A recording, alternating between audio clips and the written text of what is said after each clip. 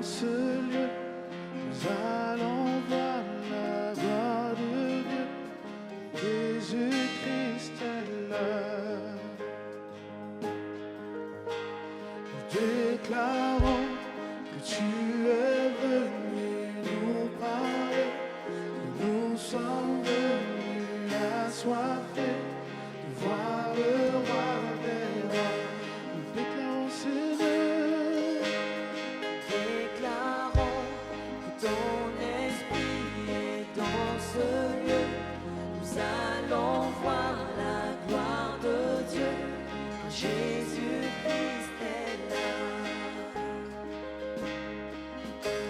Nous déclarons que tu es venu nous parler, que nous sommes venus assoiffés de voir le roi des rois. prends la place, Jésus. Prends la place, Jésus. Prends la place, prends la place, prends toute la place. Prends la place, Jésus. Prends la place, Jésus. Prends la place, prends toute la place. Nous déclarons que ton esprit est dans ce lieu. Nous allons voir la gloire de Dieu. Car Jésus-Christ est là. Déclarons, Seigneur, Déclarons que tu es venu nous parler, que nous sommes venus assoiffés de voir le roi des rois. prends la place, Jésus. Prends la place, Jésus. Prends la place, prends toute la place. Prends la place, Jésus. Prends la place, Jésus. Prends la place, prends toute la place. Oh oui, prends toute la place. Prends toute la place. Envahis nos cœurs, envahis nos pensées. Prends toute la place, viens régner Seigneur, fais ce que tu veux. Prends toute la place, envahis nos cœurs, envahis nos pensées. Prends toute la place, viens régner Seigneur, fais ce que tu veux. Prends la place, Jésus. Prends la place, Jésus. Prends la place, prends toute la place. Prends la place, Jésus. Prends la place, Jésus.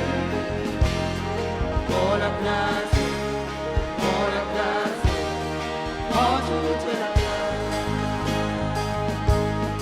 Prends la place, Jésus. Prends la place, Jésus. Prends la place, prends toute la place. Encore une fois, prends la place, Jésus. Prends la place, Jésus.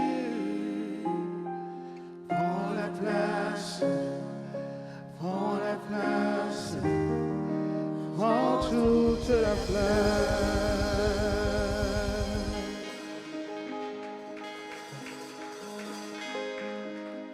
Est-ce que tu peux acclamer ce grand Dieu? Donne-moi d'acclamation à ce grand Dieu. Prends toute la place, Jésus. Prends toute la place, Seigneur, et fais ce que tu veux parmi nous, Seigneur. Nous attendons à toi, Seigneur. Nous sommes assoiffés, Seigneur, de ta présence. Tu viens, Seigneur, et tu nous parles à chacun, Seigneur. Prends la place, Jésus. Prends la place, Jésus. Prends la place. Prends la place. Prends toute la place. Prends la place, Jésus. Prends la place, Jésus. Prends la place. Prends la place. Prends toute la place. Oh oui, prends toute la place. Envahis nos cœurs. Envahis nos pensées. Prends toute la place. Viens régner, Seigneur. Fais ce que tu veux. Prends toute la place. Envahis nos cœurs. Envahis nos pensées. Prends toute la place. Viens régner, Seigneur. Fais ce que tu veux. Prends la place, Jésus. Prends la place. Tout ton cœur, dis-le comme une prière. Seigneur, viens et prends la Prends la place. place. Prends toute la place, Prends la Seigneur. place. Prends toute la place. Prends la place, Jésus. Prends la place, Jésus. Prends la place. Prends la place. Prends toute la place. Nous déclarons, Seigneur, nous déclarons que ton esprit est dans ce lieu. Nous allons voir la gloire de Dieu. Jésus-Christ est là. Alléluia, tu es là, Seigneur. Nous déclarons que tu es venu nous parler. Nous sommes venus assoiffés de voir le roi des rois. Encore une fois, nous déclarons, Seigneur. Nous déclarons que ton esprit est dans ce lieu. Nous allons voir la gloire de Dieu. Jésus-Christ. Qui le croit? Qui le croit? Alléluia. Déclarons que tu es venu nous parler. Nous sommes venus assoiffés de voir le roi des rois. Prends la place, Seigneur. Prends la place, Jésus. Prends la place, Jésus. Prends la place. Prends la place. Prends toute la place. Prends la place, Jésus. Prends la place, Jésus. Prends la place. Prends la place.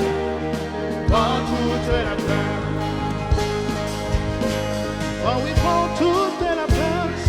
Envahis nos cœurs. Envahis nos pensées. Prends toute la place. Viens régner, Seigneur. Fais ce que tu veux. Oh oui, prends toute la place. Envahis nos cœurs. Envahis nos pensées. Prends toute la place. Viens régner, Seigneur. Fais ce que tu veux. Prends la place, Jésus.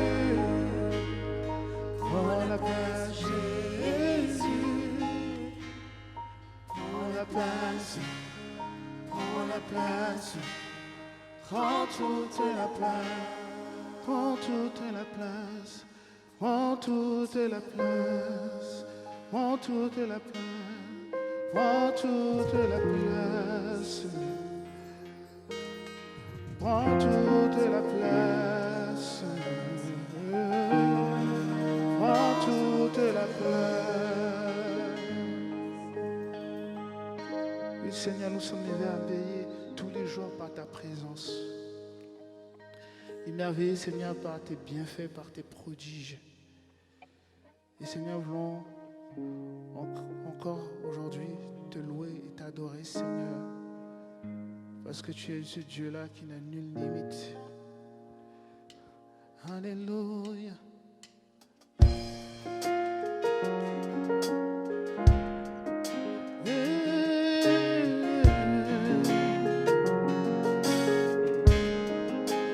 En ta présence, Seigneur, toutes choses deviennent possibles. Nous le croyons au nom de Jésus-Christ.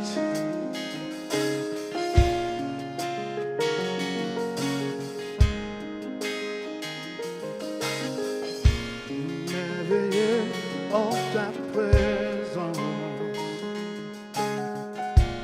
rien ne t'est impossible. Merveilleux en ta présence, la joie me remplit d'espérance. Merveilleux en ta présence, rien ne t'est impossible. Merveilleux En ta présence, ta joie me remplit d'espérance. il n'y a personne. Il n'y a personne comme toi, Jésus. Personne n'est comme toi. Sur toute la terre, il n'y a personne comme toi, Jésus. Personne n'est Comme toi, tu fais de grandes choses. Tes leçons glorieuses, toi le Dieu fidèle, puissant est ton nom. Tu fais de grandes choses. Tes leçons glorieuses, toi le Dieu fidèle, puissant est ton nom.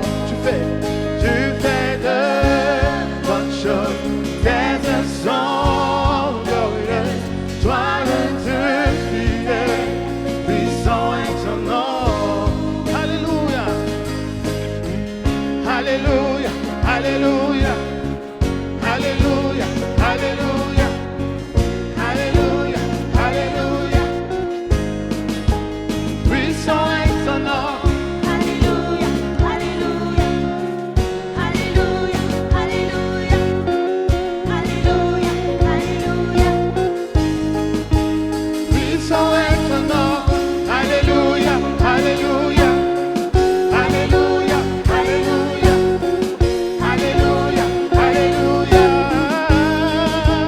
Puissant est ton nom. Alléluia, Alléluia, Alléluia, Alléluia, Alléluia, Alléluia. Puissant est ton nom. Puissant est ton nom. Puissant est ton nom, Puissant est ton nom. puissant est ton nom, Puissant est ton nom. puissant est ton nom, Puissant est ton nom. puissant est ton nom, Glorieux est ton nom. glorieux est ton nom, Glorieux est ton nom. glorieux est ton nom, Glorieux est ton nom. glorieux est ton nom, Majestueux ton nom. majestueux est ton nom, Majestueux ton nom. majestueux est ton nom, Majestueux ton nom. majestueux est ton nom, Majestueux ton nom. Tu fais de grandes choses. Tes leçons glorieuses. Toi le Dieu fidèle, puissant est ton nom. Tu fais de grandes choses. Tes leçons glorieuses. Toi le Dieu fidèle, puissant est ton nom. Tu fais de grandes choses. Tes leçons glorieuses. toi le Dieu fidèle, puissant est ton nom. Tu fais Tu fais de grandes choses, tes œuvres sont glorieuses. Toi le Dieu fidèle, puissant est ton nom. Tu fais de grandes choses, tes œuvres sont glorieuses. Toi le Dieu fidèle, puissant est ton nom.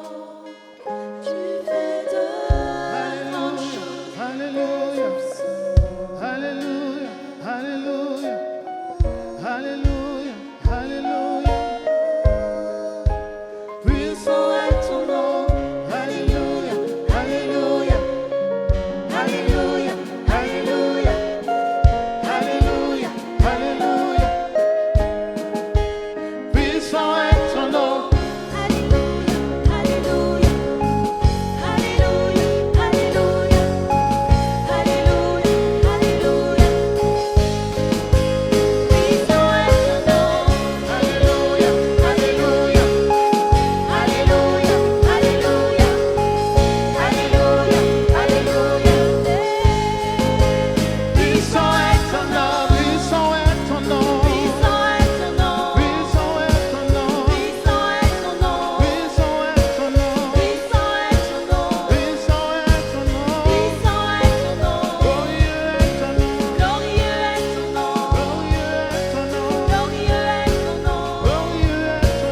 glorieux est ton nom, Glorieux est ton nom. glorieux est ton nom. Tu fais de grandes choses, tes œuvres sont glorieuses. Toi le Dieu fidèle, puissant est ton nom. Tu fais de grandes choses, tes œuvres sont glorieuses. Toi Toi le le Dieu Dieu fidèle, puissant est ton nom. Tu fais de grandes sont glorieuses. Toi le Dieu fidèle, puissant est ton nom.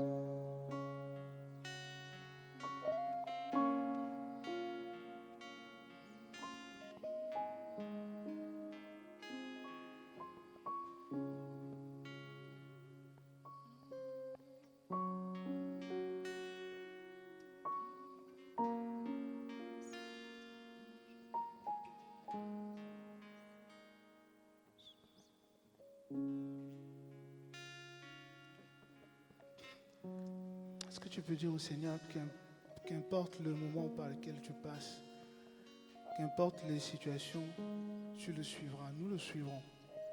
Amen. Jésus, je te suivrai. Peu importe les chemins, les voies, je te suivrai.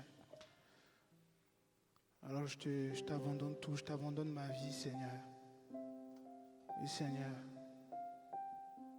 tu as donné ton Fils unique en sacrifice pour nos vies.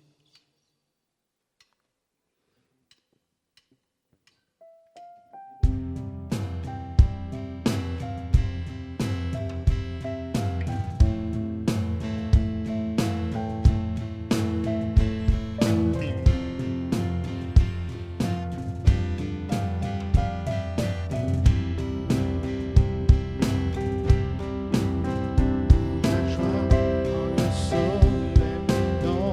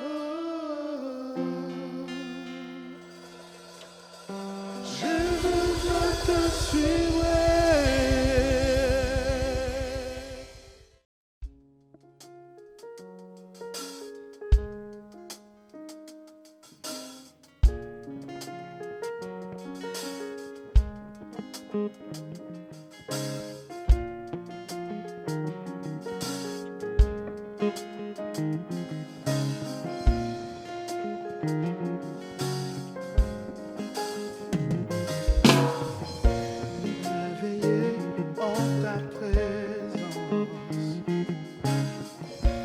rien ne t'est impossible. Merveilleux en ta présence, ta joie me remplit d'espérance. Merveilleux, merveilleux en ta présence. Rien ne t'est Impossible, merveilleux en ta présence, ta joie me remplit d'espérance. Il n'y a personne comme toi, Jésus, personne n'est comme toi. Sur toute la terre, il n'y a personne comme toi, Jésus. Personne n'est comme toi. Tu fais de grandes choses. Tes œuvres sont glorieuses. Toi le Dieu fidèle, puissant est ton nom. Tu fais de grandes choses. Tes œuvres sont glorieuses. Toi le Dieu fidèle, puissant est ton nom. Tu fais de grandes choses. Tes œuvres sont glorieuses. Toi le Dieu fidèle, puissant est ton nom. Tu fais de grandes choses. Tes œuvres sont glorieuses. Toi le Dieu fidèle, puissant est ton nom. Alléluia, alléluia, alléluia, alléluia, alléluia, alléluia. Puissant est ton nom. Alléluia, alléluia. Alléluia, alléluia, alléluia, alléluia. Puissant est ton nom. Alléluia, alléluia. Alléluia, alléluia, alléluia, alléluia. Puissant est ton nom. Alléluia, alléluia. Alléluia, alléluia, Alléluia, alléluia.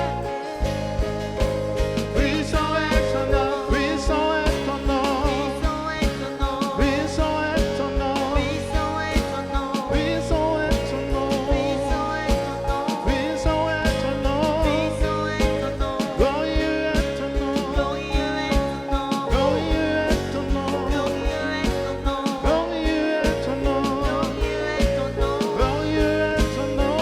Tu fais de grandes choses. Tes œuvres sont glorieuses. Toi le Dieu fidèle, puissant est ton nom. Tu fais de grandes choses. Tes œuvres sont glorieuses. Toi le Dieu fidèle, puissant est ton nom. Tu fais de grandes choses. Tes œuvres sont glorieuses. Toi le Dieu fidèle, puissant est ton nom. Tu fais de grandes choses. Tes œuvres sont glorieuses. Toi le Dieu fidèle, puissant est ton nom. Amen. Alléluia. Alléluia. Seigneur, nous proclamons que tu es puissant. Nous le savons, nous le vivons et nous le proclamons. Et donc, quand nous prions un Dieu puissant. Voulons te prier ensemble pour ce pays et te dire, Seigneur, de retirer ton bras maintenant. Tu es le Dieu qui l'a jugé, tu es le Dieu qui l'a sondé, mais nous te prions de retirer ton bras, que nous puissions voir au cours de la semaine que ta colère s'est apaisée. C'est ton peuple qui te le demande. Nous réclamons de toi des temps de paix, même au niveau sanitaire, pour que ton Église puisse avancer. C'est dans un climat de paix que ton Église a toujours avancé. Garde-nous en paix les uns avec les autres, qu'il y ait ta paix dans ta maison, mais aussi sur ce pays. Seigneur, nous te demandons donc maintenant de retirer ta main et de nous permettre d'avoir une liberté pour tous nos cultes à ta gloire. Amen. Alléluia. Alléluia. Gloire à Dieu. Le Seigneur nous dit, il y a un temps pour toutes choses. Il y a un temps pour pleurer, mais il y a un temps pour rire.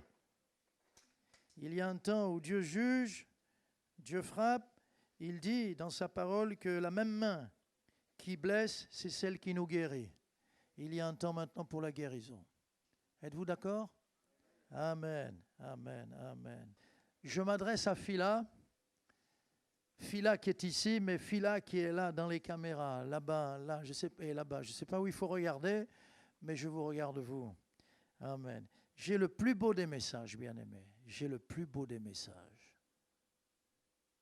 Il n'y a pas plus beau. Je vais parler de Jésus. Il n'y a aucun autre nom qui ait été donné parmi les hommes par lequel nous pouvons, nous devons, nous sommes sauvés. Amen. Il n'y a pas de plus beau nom. Regardez, on reste là. Ah, bon, tu peux envoyer. Mais regardez, un jour, il y a eu 3 croix qui se sont dressées. Les Romains ont dressé des milliers de croix le long de la voie romaine. La voie romaine partait de Rome et elle allait dans tout le monde de l'époque, partout. Et on a dressé des milliers de croix. Des criminels, des bandits, des malfaiteurs. C'était la condamnation, la peine capitale. Mais parmi toutes ces croix, il y en a une seule qui a retenu notre attention. Une seule, parmi ces milliers, ces dizaines de milliers de croix, une seule. L'innocent.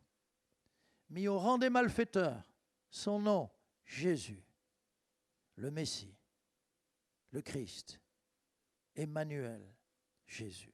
Et je voudrais donc qu'on démarre avec ce verset dans les Écritures, Jean 21, verset 25. Nous allons parler de Christ, comme dit l'apôtre Paul à 2 reprises, le mystère de Christ. Nous allons lire dans Jean 21, verset 25, Jésus a fait beaucoup d'autres choses.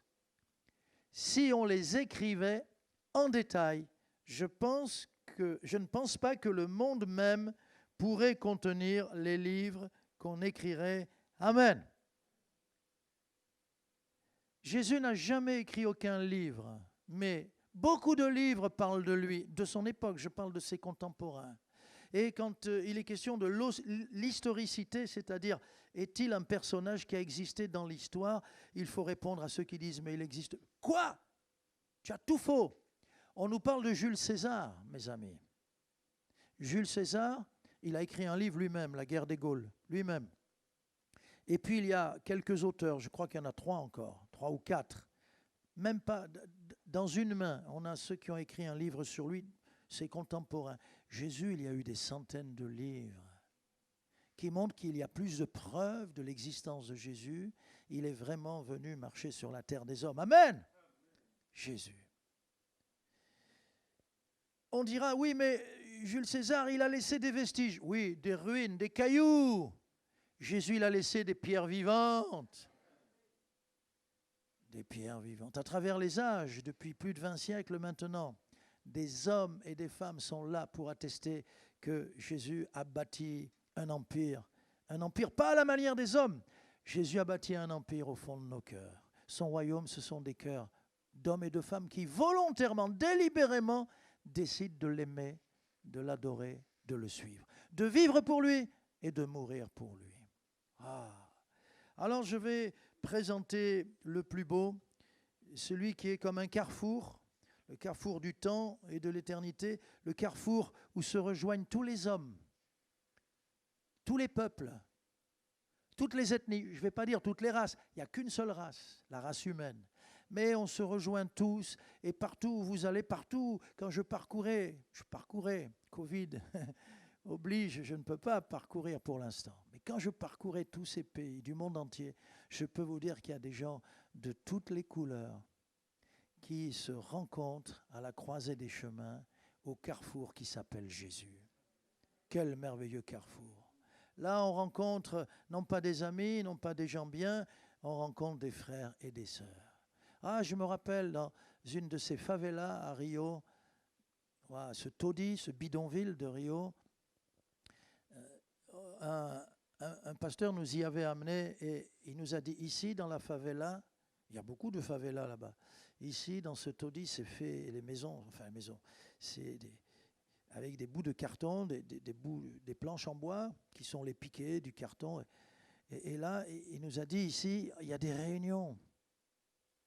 J'ai demandé au cacique, au chef de ce bidonville, de vous laisser entrer. Il a accepté. Et donc, on va tenir une réunion. Et on a tenu des réunions avec des gens que la vie sociale rejette, la société n'en veut pas. Et il nous appelait irmão, irmão, irmão, c'est-à-dire frère, frère, frère. J'avais des frères même dans les bidonvilles de Rio de Janeiro. Oh, merci Seigneur Jésus. Alors, présenter Jésus, le but de sa venue. Très peu de gens, j'en connais pas d'ailleurs, je devrais dire personne, mais très peu de gens disent qu'ils sont nés pour avoir rendez-vous avec la mort. C'est vrai qu'à la naissance, il y a déjà la marque de la mort. On sait qu'un enfant qui naît va... Mais on n'y pense pas, tellement c'est un heureux événement, c'est magnifique, hein, un bébé qui vient à naître. Mais Jésus parlait de sa mort, de la manière dont elle allait mourir. Et Jésus est venu avec ce rendez-vous. Il avait une tâche essentielle, c'est de venir mourir pour vous et pour moi. Le plus beau des fils de l'homme a dit, je suis venu chercher et sauver ce qui était perdu. Voilà sa mission. Et pour venir chercher ce qui est cherché, racheter, payer le prix, il fallait qu'il paye le prix. Il fallait qu'il paye le prix avec sa propre vie. Voilà donc Jésus, le Rédempteur. Rédempteur, c'est celui qui rachète, qui achète à nouveau. C'est celui qui est venu acheter avec la rançon, sa vie. Et il est où celui qui va payer? C'est lui aussi. Il est à la fois la rançon et le Rédempteur. Deux, c'est à la fois Jésus, l'agneau et le lion. Amen. Le lion est venu détruire les œuvres du diable. Le lion est venu s'attaquer à toutes nos maladies. Le lion est venu, on l'a entendu tout à l'heure, il est venu nous apporter la délivrance, toutes les délivrances. Le lion est venu briser nos chaînes. Le lion est venu pour lutter contre un autre lion, mais plus petit que lui. Le lion rugissant qui cherche à dévorer, il tourne autour de nous, de l'homme, de la créature, pour lui faire du mal. Mais c'est le lion de la tribu de Juda, le Tout-Puissant, était en marche quand Jésus est venu. Dieu était au milieu des hommes. Ah, Dieu était au milieu des hommes marchant sur cette terre de tristesse, d'angoisse, pour apporter sa joie et sa paix. Mais celui dont je vais parler ce matin, parce qu'il nous faudrait des mois, des années pour développer ce thème Jésus, je veux parler de l'agneau. Il est venu comme un agneau. L'agneau, c'est l'animal du sacrifice. Il est venu comme une victime expiatoire. Qu'est-ce que ça veut dire? Il a expié à notre place, il a payé à notre place. Il a expié tous nos péchés. Il a payé notre dette.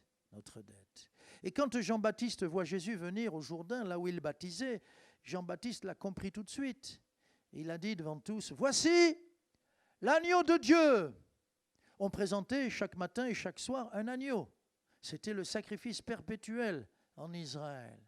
Et c'était l'agneau le plus beau du troupeau qu'on pouvait apporter, parfait, sans tache, sans défaut.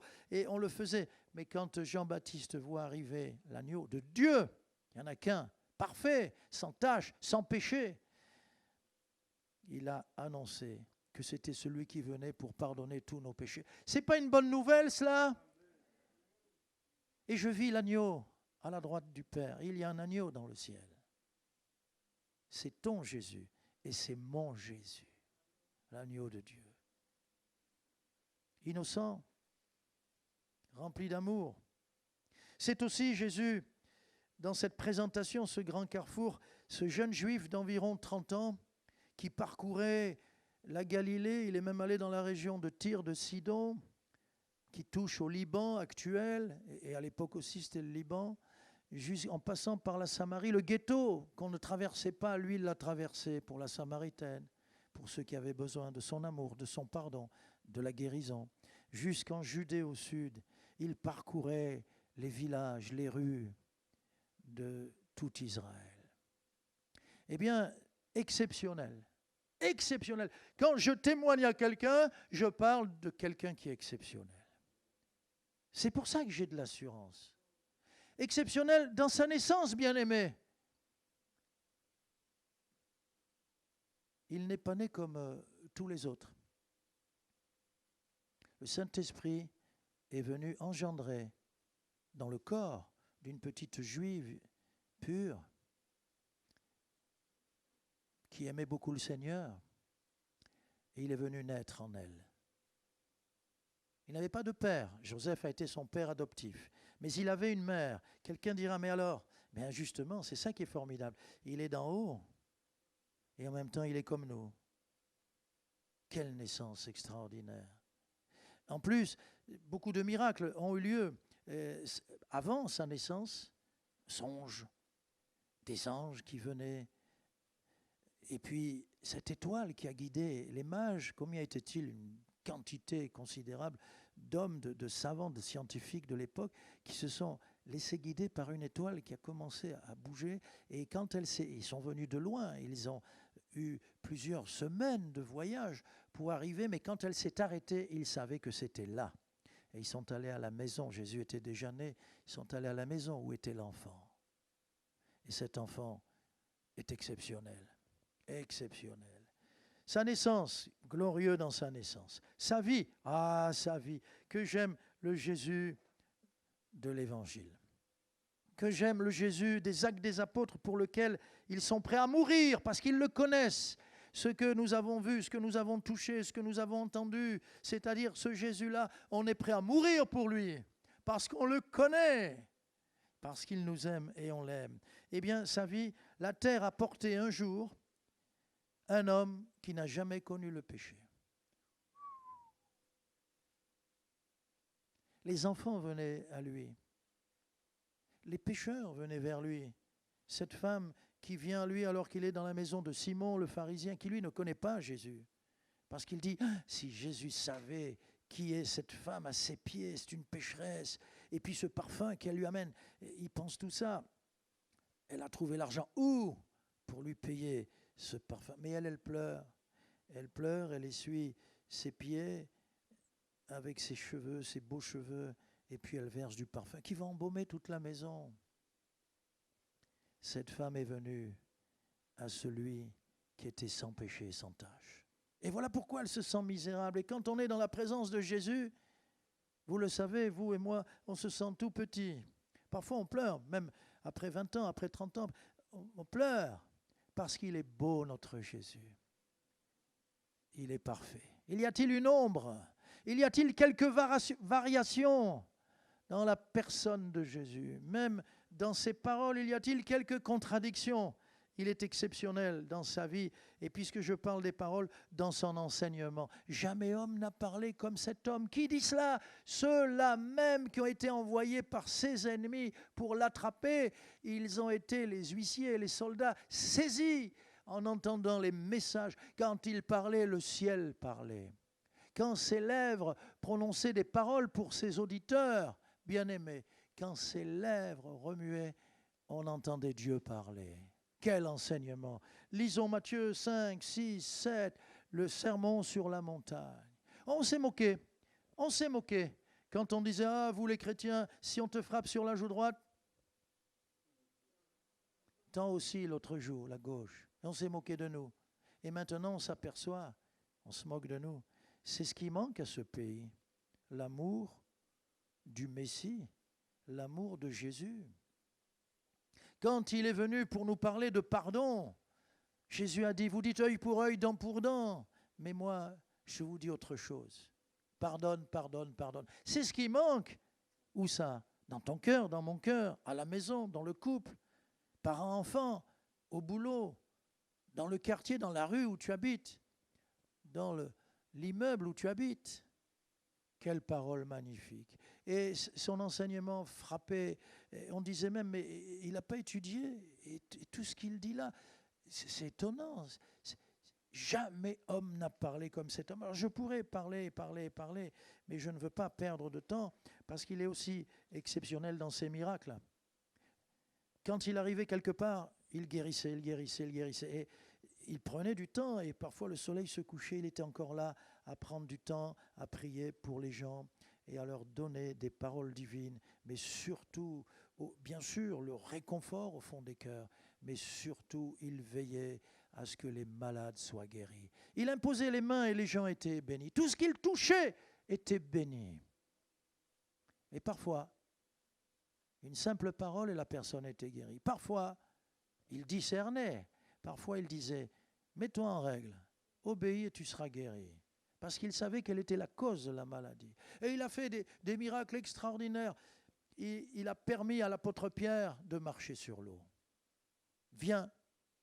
Et Pierre quitte la barque et va vers Jésus. Et Pierre se met lui aussi à marcher sur l'eau. Il a chassé des démons. Partout où il passait, les démons s'agitaient. Il les faisait taire. Il ne leur permettait pas de parler. Et les démons tremblaient devant lui et il a libéré les captifs. Alléluia! Les miracles de Jésus sont des prodiges, des choses incomparables. Mais ce qui me rassure, c'est que ce Jésus de l'Évangile, ce Jésus d'hier, c'est encore le Jésus d'aujourd'hui. On chantera tout à l'heure, il fait des miracles. Le chant de Cocody, je crois, hein? Il fait des miracles. Il est venu avec des signes, des prodiges. Un jour, Jésus a dit, alors qu'on ne croyait pas en lui, d'accord, vous ne croyez pas à ce que je vous enseigne, mais croyez au moins à ces choses que je fais. Le diable ne peut pas faire ces choses, puisque je chasse la puissance du diable. Les miracles. Ah, merci Seigneur. Et sa mort. N'est-il pas exceptionnel dans sa mort?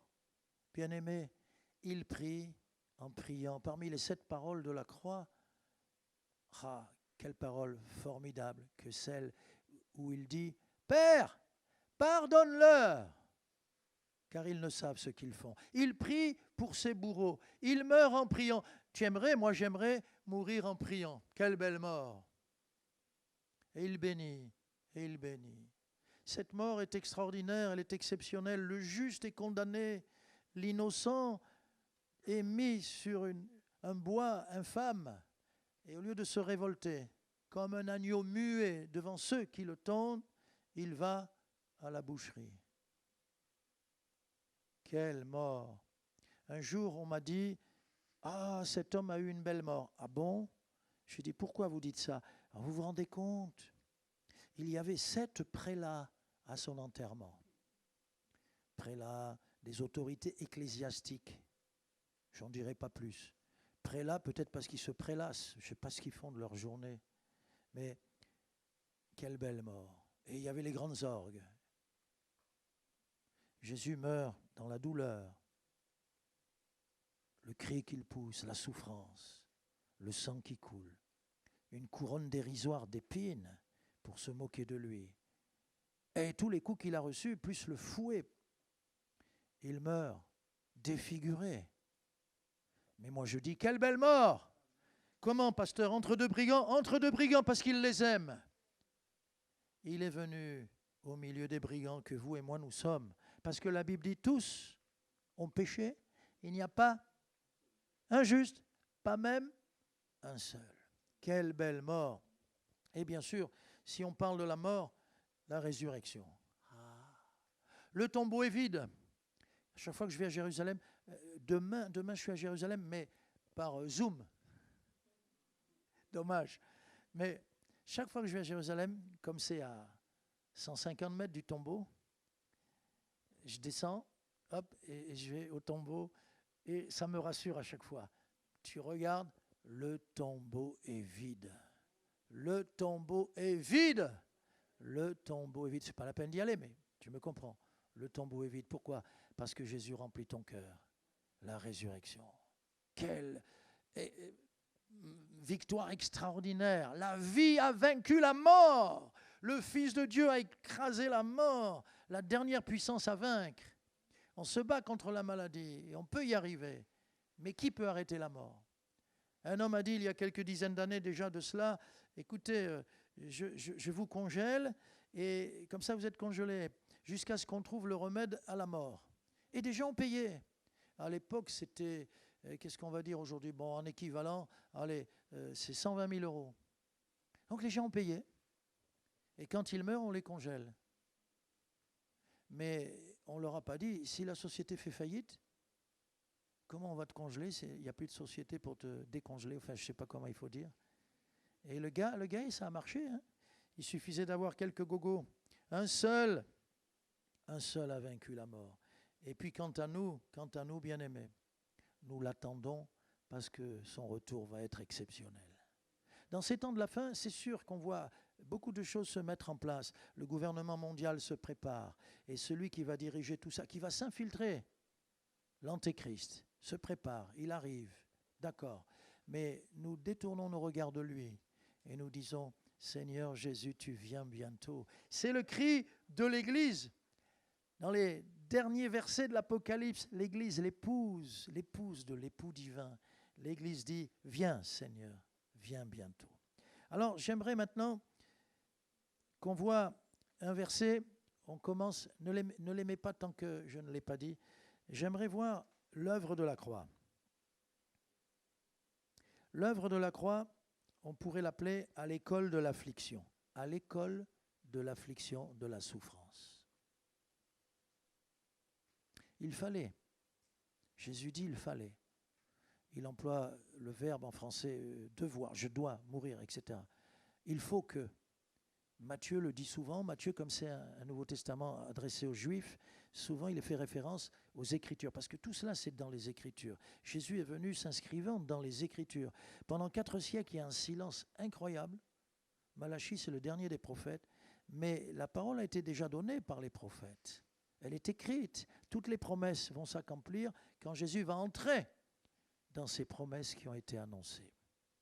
Et voilà que tout d'un coup, alors là on peut passer à Ésaïe. Ésaïe, chapitre 53, nous avons ici la carte de visite de Jésus. Ésaïe 53, verset 3. Ésaïe 53, verset 3. Je vous lis ce que nous avons sous les yeux. Il est question du Messie. Il est question des souffrances du Messie. Il est question de l'œuvre de l'agneau. Méprisé et abandonné des hommes, homme de douleur et habitué à la souffrance, semblable à celui dont on détourne le visage. Nous l'avons dédaigné, nous n'avons fait de lui aucun cas. Cependant, ce sont nos souffrances qu'il a portées, c'est de nos douleurs qu'il s'est chargé. Et nous l'avons considéré comme puni, frappé de Dieu et humilié. Mais il était blessé pour nos péchés, brisé pour nos iniquités. Le châtiment qui nous donne la paix est tombé sur lui. Et c'est par ses meurtrissures que nous sommes guéris. Nous étions tous errants comme des brebis, chacun suivait sa propre voie.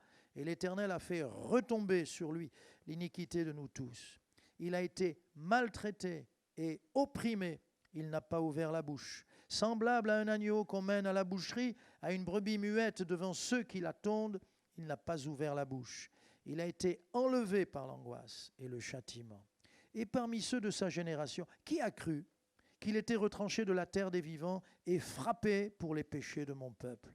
On a mis son sépulcre parmi les méchants, son tombeau avec le riche, quoiqu'il n'ait pas commis de violence et qu'il n'y ait pas eu de fraude dans sa bouche. Il a plu à l'Éternel de le briser par la souffrance. Après avoir livré sa vie en sacrifice pour le péché, il verra une postérité et prolongera ses jours. Et l'œuvre de l'Éternel prospérera entre ses mains. Amen.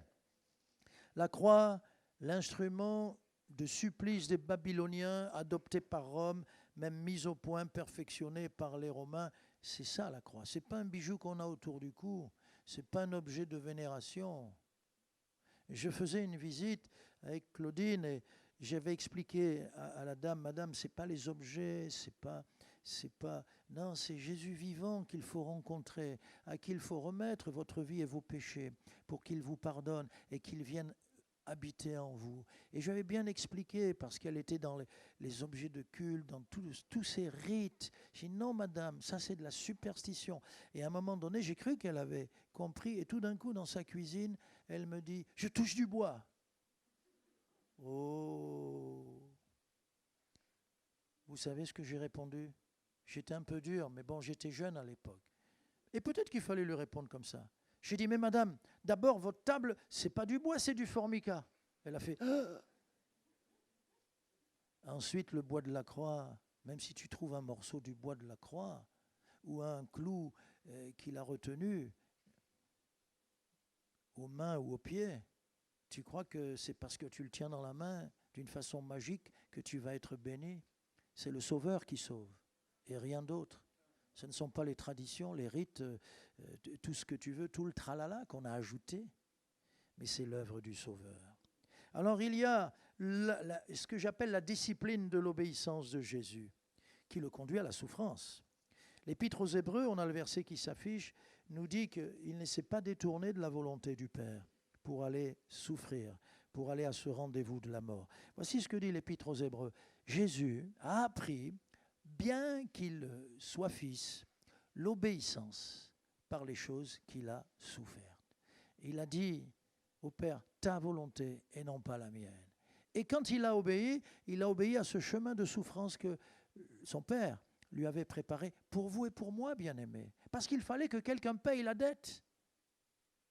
Le problème, on peut le résumer d'une manière très simple. Le problème de l'humanité, nous sommes coupables. Qui peut changer? Est-ce qu'un homme peut changer la couleur de sa peau? Michael Jackson a essayé un peu. Mais est-ce qu'on peut changer son cœur, laver son cœur? Comme un léopard qui ne peut pas changer ses taches. Et donc Jésus a pris notre place. Et c'est lui qui a été frappé, puni. Et Dieu a puni le Fils. Sa colère s'est déchaînée sur lui. Et nous sommes pardonnés. Parce qu'il est mort à notre place. Gethsémanée pour Jésus, c'est le jardin des larmes, de la souffrance, du combat, qui est le dernier lieu avant Golgotha. C'est une colline, c'est pas au même endroit. Cette colline de Golgotha, un petit monticule, une butte, à quelques centaines, je ne sais pas, peut-être 200 mètres de l'école biblique de Jérusalem, c'est un lieu de souffrance, c'est le rendez-vous inévitable, inéluctable pour Jésus, sur cette colline, où il meurt entre ciel et terre. La terre n'en veut pas. Crucifie, crucifie, crucifie. Ceux-là même qui, la semaine d'avant, disaient « Hosanna, Hosanna !» La foule est versatile. Quand on suit Jésus sentimentalement, ça ne tiendra pas longtemps. Pourquoi je dis entre ciel et terre? Le ciel s'est fermé. Jésus porte tous nos péchés. Attention, il n'est pas pécheur, il ne sera jamais pécheur. Mais il se charge, comme on l'a lu tout à l'heure, de nos péchés. Et donc, Dieu détourne son regard. Il meurt abandonné. Luther dira, et il tournait comme ça, comme un loup, un loup ou un lion en cage. Le loup aussi, quand il est enfermé, il n'arrête pas de tourner. Et il disait, Dieu abandonné par Dieu, Dieu abandonné par Dieu, Dieu abandonné, est-ce possible? C'est pas possible. Dieu abandonné par Dieu. C'est un mystère. Quelle intimité entre le Père, le Fils, le Saint-Esprit. Les trois sont un. Mais à ce moment-là, Jésus est seul et il meurt en solitaire. Il avait annoncé sa mort plusieurs fois. Par exemple, il dira, de même qu'il y a eu le miracle de Jonas, le Fils de l'homme passera 3 jours et 3 nuits dans le sein de la terre. Il parlait donc de sa mort. Ou bien, il dira, toujours, ça c'était Matthieu 12, si vous prenez des notes, Matthieu 17, le Fils de l'homme souffrira de leur part, les religieux. Matthieu 17. Et puis, il dira encore dans ce même chapitre, le Fils de l'homme doit être livré entre les mains des hommes. Livré comme une transaction. Et c'est le vocabulaire de la transaction. Il est mort en rançon pour plusieurs, c'est-à-dire, c'est comme le commerce. C'est un homme doit mourir pour les hommes. Et donc, quand il est abandonné, lui-même criera, poussera un cri. Marc 15. Mon Dieu, pourquoi m'as-tu abandonné? Il le sait. Mais c'est l'homme qui crie. C'est l'homme qui souffre, l'homme Jésus. Faut-il l'appeler l'homme Dieu? Faut-il l'appeler le Dieu fait homme? Il est les deux à la fois. Alléluia. Alors, j'aimerais dire, toujours dans ce chapitre où je parle du Messie, l'homme de douleur, j'aimerais dire son appauvrissement et notre enrichissement. Ça aussi, c'est quelque chose d'extraordinaire. Son appauvrissement. Le verset apparaît de Corinthiens 8, 9. Voici une doctrine extraordinaire. L'abaissement, l'humiliation, l'appauvrissement, appelons ça comme nous voulons. Jésus est même descendu, il quitte sa gloire. Et nous lisons donc dans 2 Corinthiens, Jésus, pour vous, pour toi et moi, mon frère, ma sœur, pour toi, mon ami qui m'écoute aussi et qui ne connaît pas Jésus, Jésus s'est fait pauvre, de riche qu'il était, afin que par sa pauvreté, c'est-à-dire son abaissement, vous soyez enrichis. Amen. Quand Jésus choisit l'humanité, déjà il commence à s'abaisser. Parce qu'il est Dieu, parce qu'il a des prérogatives divines que personne n'a. Et en étant homme, déjà il est enfermé dans un corps. Oui, en tant que fils de l'homme, Jésus ne pouvait pas être à plusieurs endroits à la fois. Pourtant, il a développé toute la puissance d'en haut. Mystérieux. Oui, en tant qu'homme, Jésus est attaqué et tenté. Dieu ne peut pas être tenté. Quel mystère. Il a été tenté en toutes choses, nous dit l'Épître aux Hébreux, sans jamais connaître le péché. Il quitte son palais et il vient, quand il vient, même déjà sa naissance. Il n'y a pas de place dans l'hôtellerie. On a trouvé une étable désaffectée, on va pousser un peu tout ça, et voilà, on se débrouille. Et il est né là où ils se sont trouvés, à mon avis, de la place.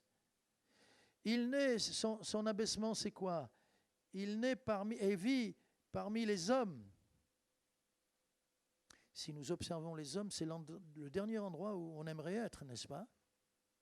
Parce qu'il est venu au milieu des chiens, dit le psaume, qui parle, psaume messianique, et des chiens qui hurlent et qui dévorent. Il est venu au milieu de ses ennemis. Et quand je pense à son appauvrissement, je me dis, l'humble charpentier qui a construit des charpentes, des maisons, n'a jamais eu sa propre maison. Il a même dit, les renards ont des tanières, les oiseaux du ciel ont des nids, mais le Fils de l'homme n'a pas où reposer sa tête. Et même à sa mort, on l'a mis dans le tombeau d'un autre, le tombeau de Joseph d'Arimathée, un homme riche. Et il l'a mis dans son sépulcre. Et c'est vrai que quand vous allez à la Garden Tomb, au jardin, qu'est-ce que vous voyez à la Garden Tomb? Vous voyez que c'est très grand. Et il y a de la place pour deux ou... Oui, enfin si, il y a de la place pour 3 ou 4 corps. Waouh, merci Seigneur, je suis émerveillé. Et pourquoi son appauvrissement? Parce qu'il veut s'identifier à chacun de nous. Il revêt un corps et une humanité identique à la nôtre. Il veut devenir homme, parce que seulement un homme pouvait payer pour les hommes. L'échange devait se faire. Aucun ange, même le plus beau, ne pouvait satisfaire la justice divine. L'agneau devait être un homme, mais c'était aussi l'agneau de Dieu. L'échange va se faire, un homme pour les hommes. Et il comparait. Pourquoi je dis son appauvrissement? Parce qu'il quitte sa gloire pour comparaître au tribunal, non pas des hommes. Les hommes l'ont jugé et condamné sans procès. Un procès à la hâte. Si quelqu'un me dit, oui, il y a eu quelques minutes avec des faux témoins qui ont dit il a blasphémé. Il a parlé contre Dieu. Et à l'époque, ça ne rigolait pas. Condamnation capitale, la mort. Et l'innocent prend ma place au tribunal. Il est condamné pour... Ésaïe 53, on l'a lu, châtiment, pour recevoir un châtiment qui tombe sur lui. Et même, nous l'avons considéré comme puni, frappé de Dieu, humilié. Mais mes amis, j'ai une bonne nouvelle. Jésus avait dit qu'il était le grain qui porte la vie. Il n'y a pas longtemps, un savant avec qui je parlais en Espagne me dit, on a réussi à faire un grain. On a fait même plusieurs grains qui ont tout ce qu'il y a dans un grain de blé. Tout, on a réussi. Il y a tout. Je dis, il n'y a pas de différence. Il me dit, non, il n'y a pas de différence. C'est un grain de blé comme le grain de blé. Je dis, alors il n'y a pas de différence. Il me dit, si, une seule. Ah, laquelle? C'est que les grains de blé que nous avons, nous, fabriqués, les hommes, on les plante, ça ne donne rien. Oh! Le grain de blé, a dit Jésus, doit mourir, parce que s'il ne meurt pas, il ne porte pas du fruit. Mais s'il meurt, a dit Jésus, il portera du fruit. Par sa mort, sa souffrance, sa mort, il porte du fruit. Et le fruit, c'est bien sûr la conséquence. Il voit une postérité dont parle Ésaïe à la fin, une postérité. Et comme nous l'avons entendu tout à l'heure, il nous délivre. Tu peux mettre le verset magnifique, un verset qui est une déclaration extraordinaire. L'homme qui vient de déclarer ça, Romains 8, vous lirez Romains 7, il dit, je ne peux pas, le bien que je veux faire, je ne peux pas le faire. Et le mal que je ne veux pas faire, je le fais.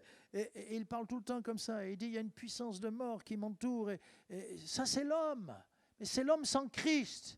Et puis pendant qu'il dit ça, il termine en disant, misérable que je suis, qui me délivrera de ce corps? Qui me délivrera de ce corps maudit, de ce corps de mort? Et tout d'un coup, chapitre 8, il y a un cri extraordinaire. Il n'y a donc maintenant, dites-le avec moi, aucune condamnation pour ceux qui sont en Jésus-Christ. Alléluia! Jésus, Jésus, Jésus, Jésus. Jésus, il porte du fruit, et ce fruit, c'est sa postérité, et sa postérité, c'est vous et moi. Nous sommes issus de l'œuvre de la croix. Nous sommes issus de la mort de ce grain qui a été planté en terre, qu'on a descendu pour le mettre au tombeau. Merci Seigneur. Merci Seigneur, alléluia. Il a été mis au rang des malfaiteurs pour nous élever. Il nous élève. Au rang des malfaiteurs, oui. J'ai imaginé, une maman a dû dire à son petit, ne regarde pas, ne regarde pas. Mais maman, ne regarde pas, c'est 3 méchants qu'il y a là. Très dangereux. Si tu les avais rencontrés, ils t'auraient... Non. Ils t'auraient guéri, ils t'auraient sauvé. Il t'aurait pris, toi, mon petit garçon, il t'aurait pris dans ses bras. Et il t'aurait béni. Mais voyez, sa souffrance n'est pas seulement physique. C'est qu'il meurt alors qu'il est innocent, comme un coupable. Et il y a eu l'ignominie, condamné, lui le juste. Il a été mis au rang des malfaiteurs pour que nous, on devienne des princes et des princesses, fils de roi. Il s'abaisse pour m'enrichir. Jésus est mort pour nous donner la vie. Il est retenu par les clous pour que nous soyons libres. Il meurt pour que je vive. Il perd sa dignité royale pour que je devienne fils du grand roi. Et fils du grand roi, ça s'appelle un prince. Fille du grand roi, ça s'appelle, pas une duchesse, une princesse. Il nous a élevés en s'abaissant. C'est pour ça que Paul dit, en s'appauvrissant, en devenant pauvre, il a fait de nous des gens riches. Sa mort nous était nécessaire. Et avant une conclusion, encore un point, il est, Jésus, par sa mort, une source ouverte dans tous nos déserts. Une source ouverte qui s'ouvre et qui coule. Regardons ce verset dans Tite au chapitre 2. Ce n'est pas poétiquement que je parle. Je n'ai pas trouvé ça tout seul, c'est une réalité. Tite chapitre 2, verset 11. La grâce de Dieu, la grâce, le pardon immérité pour les hommes, le pardon que Dieu nous accorde. La grâce de Dieu, source de salut pour tous les hommes, a été manifestée. Manifestée, rendue publique. Jésus, quand on lui dit « Va à Jérusalem, il y a du monde, tout ça », il dit « Non, moi. » Il ne cherche pas le public, il ne cherche pas les acclamations. Aujourd'hui, il viendrait, il ne dirait pas « Où est la télé, où est la télé, je vais passer sur la une ». Il ne cherche pas tout ça. Il cherche juste des cœurs. Et il cherche aussi les malades pour les guérir. Mais pourtant, il a dû être un personnage public.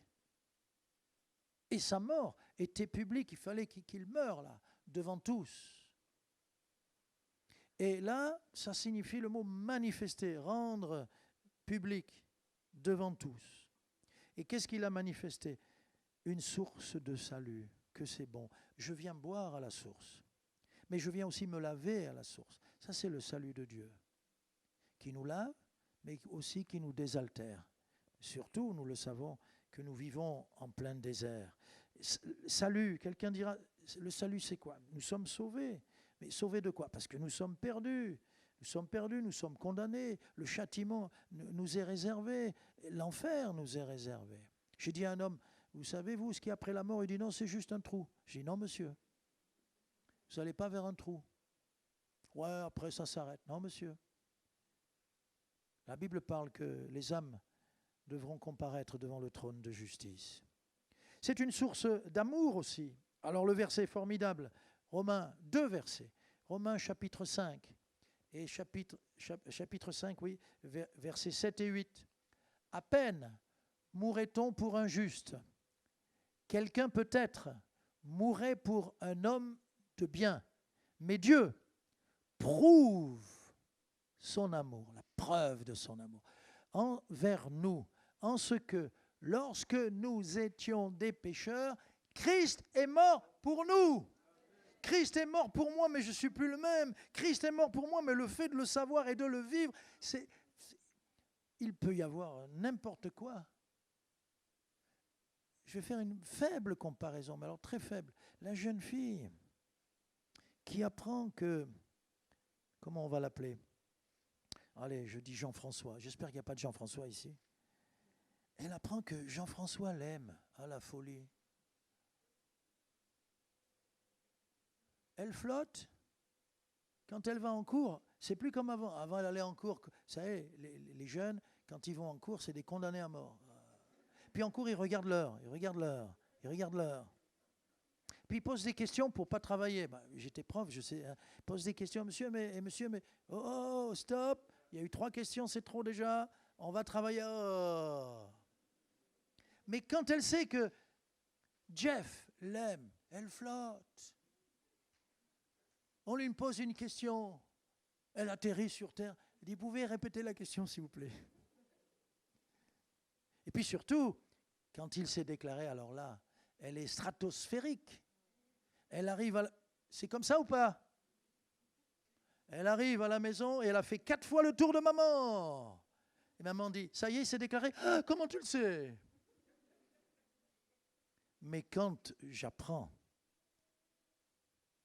quand je vis, je le sais, je le vis, que Jésus m'aime d'un amour éternel, je ne suis plus le même. Quelqu'un a dit, si le Seigneur Jésus avait un frigo, il aurait mis ta photo sur la porte du frigo. C'est là qu'on doit mettre les choses les plus importantes. Parce que combien de fois on va vers... On est des Français. On va combien de dizaines de fois on va au frigo? Moi je disais, oh non, non, non. Mais un jour la porte de notre frigo grinçait. Et le temps que je mette un peu d'huile et tout, et j'ai dit, mais ça grince tout le temps à la maison. Mais oui, parce qu'on est tout le temps à ouvrir et à fermer la porte du frigo. Bon, ne le dites pas autour de vous quand même, pas trop. Mais pour toi, c'est pareil. Ah, une source d'amour. Une source d'amour. Il est mort pour des infâmes, il est mort pour des pécheurs, il est mort pour nous qui ne le méritons pas. Également, source de pardon, bien sûr, 1 Corinthiens, chapitre 15, verset 3. Christ est mort pour nos péchés selon les Écritures. Pourquoi je parle de ça? Parce que c'est important qu'on ait la fin du verset. Selon les Écritures. La fin de la phrase. Les Écritures proclament sa bonté et son amour. Les Écritures annoncent sa venue et surtout les Écritures annoncent qu'une source a été ouverte dans tous nos déserts. Et puis, source de vie et de vie éternelle, bien sûr, bien sûr, bien sûr. Le grain de blé, je vous l'avais dit, lisons 2 versets. Premier verset, Jean 7, 37, en pleine fête. Jean 7. Jésus dit, alors que le vin coule à flot, alors que c'est une fête, c'est d'ailleurs la fête de l'eau. Quand Dieu a donné de l'eau dans le désert à son peuple, on fait cette fête pendant une semaine. Jésus a dit, si quelqu'un a soif, qu'il vienne à moi et qu'il boive. Il veut dire par là, je suis la source de vie et de vie éternelle. Et à la Samaritaine, une femme qui vit la sécheresse, sa vie est brisée. Jésus lui dit, appelle ton mari. Ah, Seigneur, je n'ai pas de mari. Je sais, tu as eu 5 maris. Et celui que tu as n'est même pas ton mari. Et alors Jésus lui parle d'une source. Il lui dit, tu viens chercher l'eau du puits. Ok, tu as soif. Tu viens chercher l'eau précieuse. Mais moi, si tu me demandes cette eau que j'ai, tu n'auras plus jamais soif. C'est l'eau de la vie éternelle.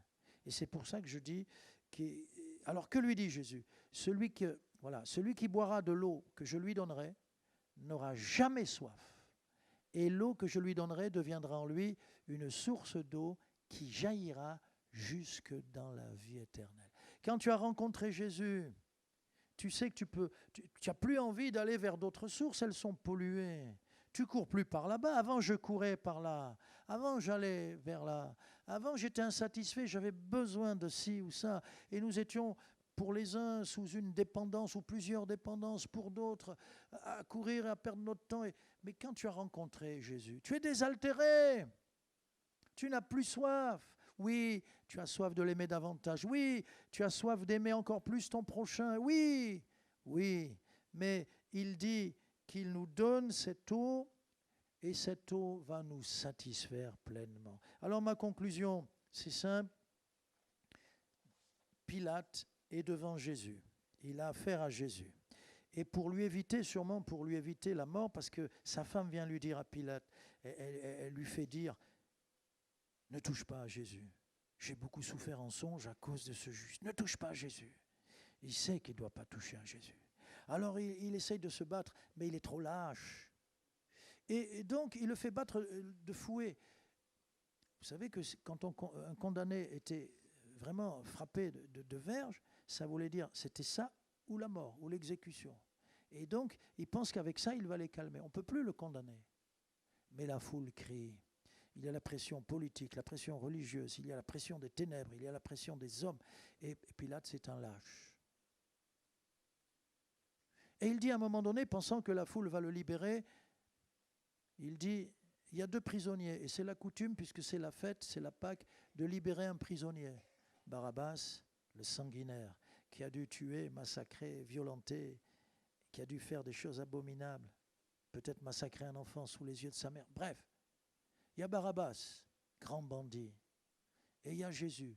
Qui voulez-vous que je relâche ? Et la foule crie, Barabbas, Barabbas, Barabbas. Et cet homme dans sa prison entend son nom et il sourit, commence à sourire. Mais Barabbas, tu ne sais pas qui on condamne à ta place, parce qu'il meurt aussi à ta place. Tu serais mort. On va te relâcher, mais tu vas devoir la vie à qui ? Un certain Jésus. Qu'on dit de Nazareth, mais il est né à Bethléem, au sud. Mais on l'appelle Jésus du nord de Nazareth, parce que c'est là-bas qu'ils ont fui pour pas qu'Hérode puisse massacrer l'enfant, quand ils sont rentrés d'Égypte. Barabbas ou Jésus. Et alors, Pilate, avant, il leur dit, il n'y a plus de verset, mais Matthieu 27, que ferai-je de Jésus, qu'on appelle le Christ. Que ferais-je donc de Jésus qu'on appelle le Christ ? Eh bien, moi, je te pose la question. J'étais très simple, parce que l'évangile est simple. Je n'ai pas été trop long, parce qu'on pouvait parler des heures, des semaines, mais j'aimerais te poser la question. D'abord à toi, mon frère. Que fais-tu de Jésus ? Parce qu'il faut le connaître davantage. Quand tu lis la parole de Dieu, j'espère que tu cherches Jésus. Tu ne cherches pas à remplir ta grosse tête et demain, et lundi jusqu'à vendredi, tous les jours, je vais parler à ces étudiants qui étudient la Bible en disant, vous étudiez la Bible, pas pour avoir un gros cerveau, pour avoir un grand cœur. Il faut connaître pour mieux aimer. Et on a tout avantage à connaître le Seigneur de plus en plus, parce qu'il nous aide à faire des progrès. Alors je vais leur dire, il faut mieux connaître le Jésus des Écritures. Jésus l'a dit, les Écritures, vous les avez, et pourtant, vous me connaissez si mal. Les Écritures, dit Jésus, rendent, voilà son expression, rendent témoignage de moi, Jean 5. Mais aussi, à l'ami qui est là, qui nous suit sur Internet, j'aimerais dire, Jésus frappe à la porte de ton cœur. Que vas-tu faire? Il faut ouvrir. Il y a une anecdote, et je termine avec cette anecdote. Une femme avait beaucoup de dettes. Et puis, les huissiers étaient venus une fois, 2 fois. Et là, elle avait décidé de faire silence. Elle n'ouvrait plus ses volets. Vous voyez, quand on n'est pas en règle et qu'on a peur, elle n'ouvrait plus ses volets et elle ne faisait pas de bruit. Et elle pouvait entendre quand même à l'avance quelqu'un venir, parce que le bruit des pas sur les graviers s'entendait. Et ce jour-là, elle a entendu du bruit. La personne a frappé. Et la personne a insisté. Elle n'a pas ouvert la porte. Quelque temps plus tard, une amie la rencontre. Elle dit, tu sais, tel jour-là, tu étais absente? Non, je suis passé te voir. Comme je sais que tu as des problèmes en ce moment, elle avait de graves problèmes financiers, parfois elle n'avait même pas de quoi s'acheter à manger. Elle dit, je suis passé avec un panier plein de victuailles. C'était pour toi. Oh, elle s'est dit, j'aurais dû ouvrir. Alors, n'aie pas peur, mon ami, d'ouvrir. On a peur parce qu'on ne le connaît pas. On ne veut pas ouvrir parce qu'on a peur. Et on a peur de quoi? De quelqu'un dont on ignore qu'il est le Fils de Dieu, rempli d'amour. Et il a la puissance de te sauver, de te laver, de changer ta vie. C'est ce Jésus que je veux aimer. Vous voulez l'aimer avec moi et continuer à l'aimer? C'est ce Jésus que j'attends, il vient bientôt. Et l'épouse dit, viens Seigneur, viens chercher ton épouse. Elle dit dans le Cantique des Cantiques, la bien-aimée, mon bien-aimé est à moi. Il est le plus beau entre 10 000. Nous on dit 100 000, entre 8 milliards. Le Fils de l'homme est le plus beau. Quoiqu'un homme simple qui n'avait rien pour attirer les regards, il a tout pour attirer nos cœurs. Jésus, Jésus. Je vous invite, on va prier, et je vous invite à parler au Seigneur, à prononcer son nom avec douceur. Il est comme du miel dans notre palais, sur nos lèvres. Sur nos lèvres, nous allons nous adresser à Jésus. Amen. Père, merci de nous avoir envoyé ton Fils. Il est venu en obéissant à toute la parole. Il est venu conformément aux Écritures. Il est venu pour aimer. Il est venu pour pardonner. Il est venu pour nous délivrer. Et merci pour la réalité de ta présence. Tu vis en nous parce qu'un jour, alors que tu frappais à la porte, nous avons décidé d'ouvrir. Nous étions dans la honte et la confusion parce que tu es venu avec ta lumière et tu as tout éclairé. Mais Seigneur, tu as effacé, tu as pardonné, tu as relevé. Et chaque jour, nous pouvons avancer avec toi. Tu nous relèves, tu nous pardonnes.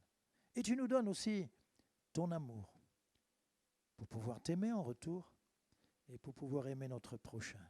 Nous savons que notre génération a besoin d'hommes et de femmes qui viennent avec l'amour céleste que tu as manifesté. Merci de te révéler de plus en plus à nous. Nous pensons à nos amis, révèle-toi à eux, touche-les et qu'ils t'acceptent. Amen.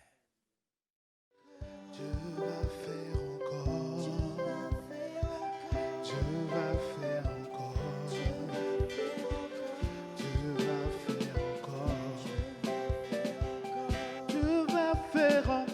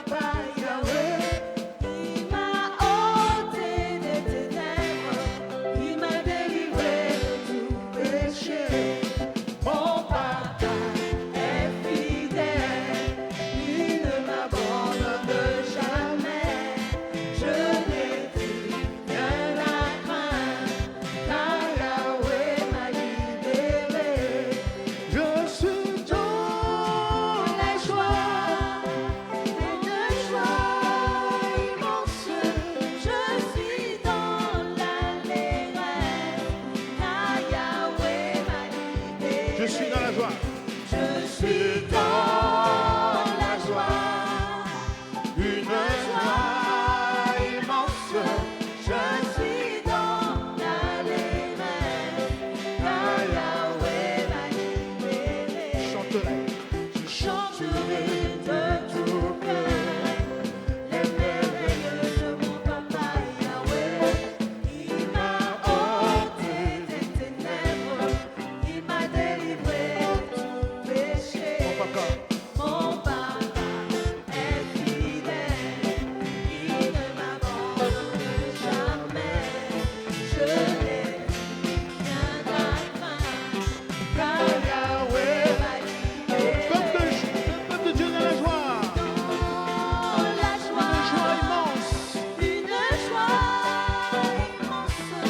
Je suis dans l'allégresse, car Yahweh Et le peuple de Dieu dans la joie. Je suis dans la joie, une joie immense. Je suis dans l'allégresse, car Yahweh m'a libéré. ensemble louons le Seigneur le vivant. Ensemble louons le Seigneur le vivant. Ensemble louons le Seigneur le vivant. Ensemble louons le Seigneur le vivant. Ensemble louons le Seigneur le vivant. Ensemble louons le Seigneur, il est vivant. Ensemble louons le Seigneur, il est vivant. Ensemble louons le Seigneur, il est vivant.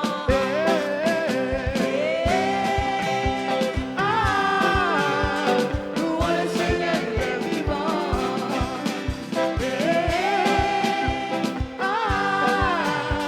Louons le Seigneur, il est vivant.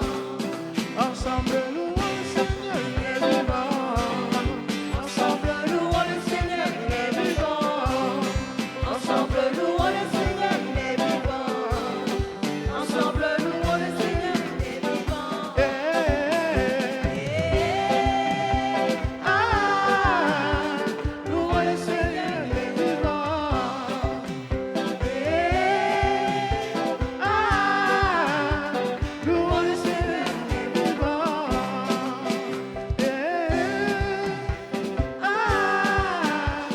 Louons le Seigneur le vivant. Louons le Seigneur le vivant.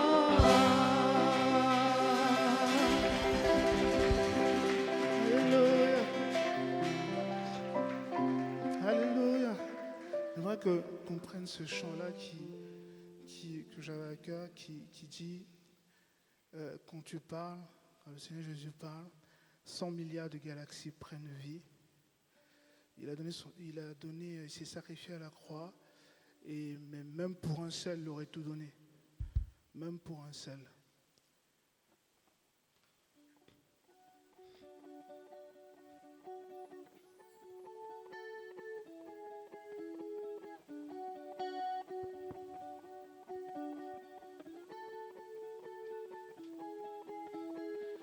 Dieu qui a là au départ, bien avant le début des temps.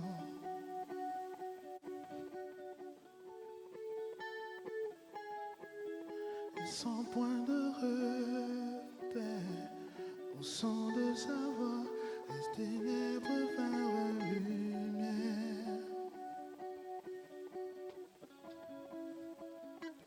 Et quand tu parles, 100 milliards de galaxies voient le jour. Et les planètes sont façonnées par ton souffle. Si les étoiles t'adorent, je t'adorerai. Je vois ton cœur dans tout ce que tu as fait. Chaque étoile qui brille témoigne de ta grâce. Si la création te loue, je te louerai.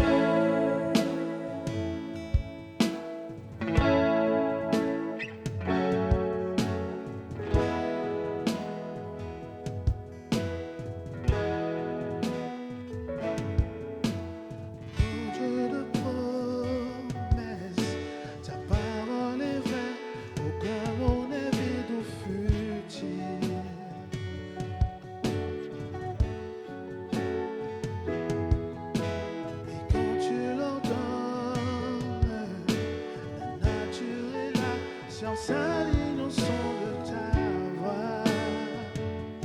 Quand tu parles, 100 milliards de créatures prennent vie. Et quand tu parles, 100 milliards de créatures prennent vie. En évolution vers tout ce que tu es.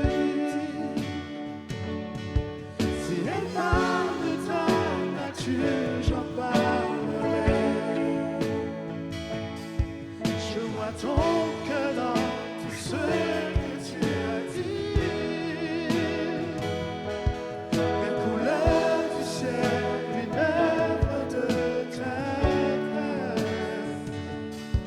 Si la création te suit, je te suivrai.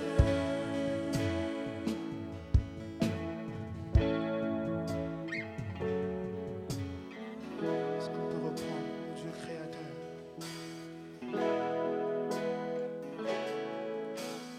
Au Dieu créateur, là au départ, bien avant le début des temps.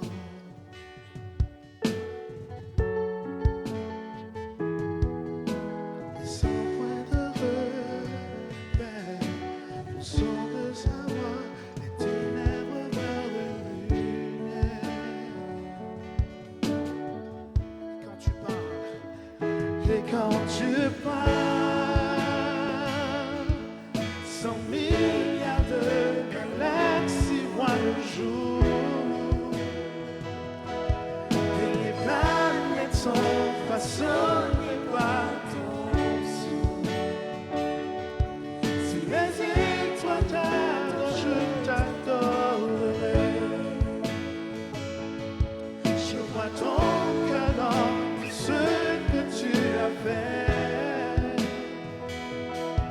Chaque étoile qui brille témoigne de ta grâce. C'est la création te loue, je te louerai.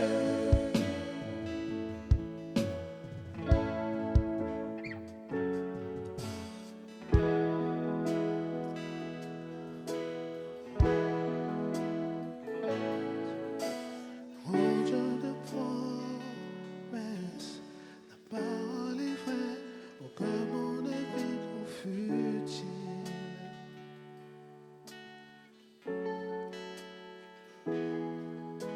Et quand tu l'entends, la nature est là, si on s'aligne au son de ta voix.